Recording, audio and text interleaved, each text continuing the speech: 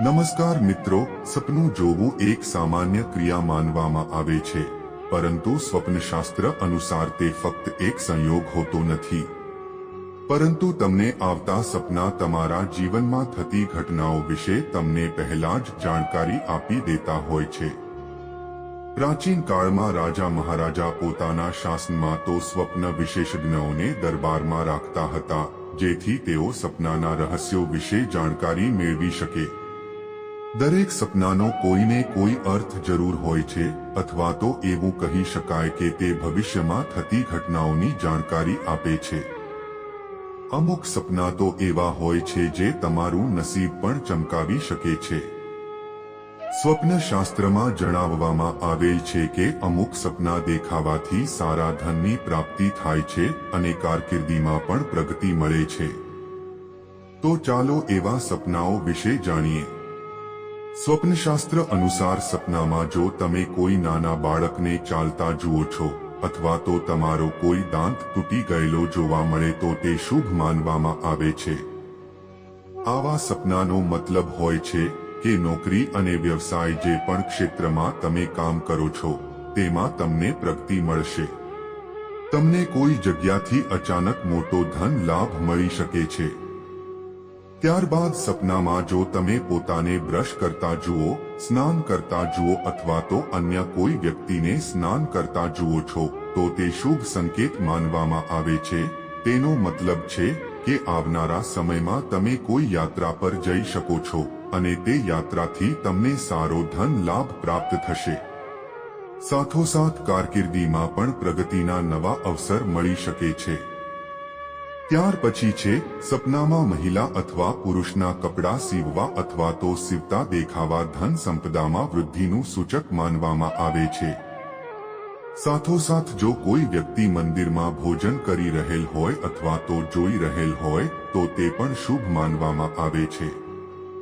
આ પ્રકારના સપનાનો મતલબ છે કે તમને અચાનક કોઈ જગ્યાથી ધન પ્રાપ્ત થવાનું છે અને કારકિર્દીમાં પણ તમને ખૂબ જ સારા અવસર મળવાના છે। સપનામાં જો તમે નોકરીની તલાશ કરી રહ્યા છો અથવા તો કોઈને મારીને કોઈ વસ્તુ છીનવી રહ્યા છો અથવા તો મારીને ભાગી રહ્યા છો, તો તે શુભ સૂચક માનવામાં આવે છે। તેનો મતલબ છે કે તે વ્યક્તિને શેર તથા લોટરીના માધ્યમથી સારું ધન મળવાનું છે અને કોઈને કોઈ જગ્યાથી લાભ પ્રાપ્ત થઈ શકે છે।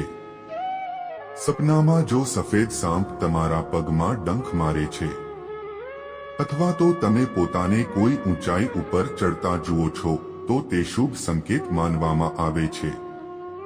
આવા સપનાનો અર્થ છે કે સફળતા તમારી રાહ જોઈ રહેલ છે અને નોકરી તથા વેપારમાં તમને પ્રગતિ મળવાની છે।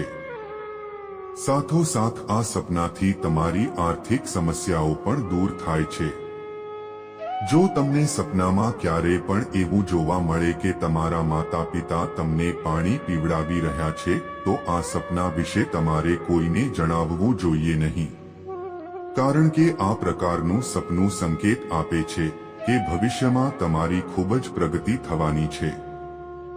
વળી જણાવી દઈએ કે જો તમને સપનામાં વારંવાર ભગવાન જોવા મળી રહ્યા હોય તો આ પ્રકારનું સપનું પણ તમારે કોઈની સાથે શેર કરવું જોઈએ નહીં, નહીંતર આ પ્રકારના સપનાથી તમને મળનારું ફળ નિષ્ફળ જાય છે। એટલા માટે તમારે ભૂલથી પણ આ સપનું કોઈની સાથે શેર કરવું જોઈએ નહીં। જો તમને સપનામાં ભગવાન જોવા મળે તો તે વાતનો સંકેત છે કે તમને ખૂબ જ જલ્દી કોઈ સારા સમાચાર મળવાના છે અને તમારું અટવાયેલું કોઈ કાર્ય ઝડપથી પૂર્ણ થશે। સપનામાં જો કોઈ વ્યક્તિ જીવિત હોવા છતાં પણ આત્મામાં પરમાત્માના દર્શન કરી લેતો હોય છે, તો તેનો મતલબ છે કે તે વ્યક્તિ સાચા મનથી પરમાત્મા સાથે જોડાયેલ છે। તેવામાં તમારે આ પ્રકારનું સપનું કોઈની સાથે શેર કરવું જોઈએ નહીં। સપનામાં જો કોઈ પણ પ્રકારની મારામારી અથવા તો લડાઈ ઝઘડા થતા જોવા મળે અથવા તો કોઈની પાસેથી તમે કોઈ સામાનની લેવડદેવડ કરી રહ્યા છો, તો તે ખૂબ જ સારું અને શુભ સપનું હોય છે।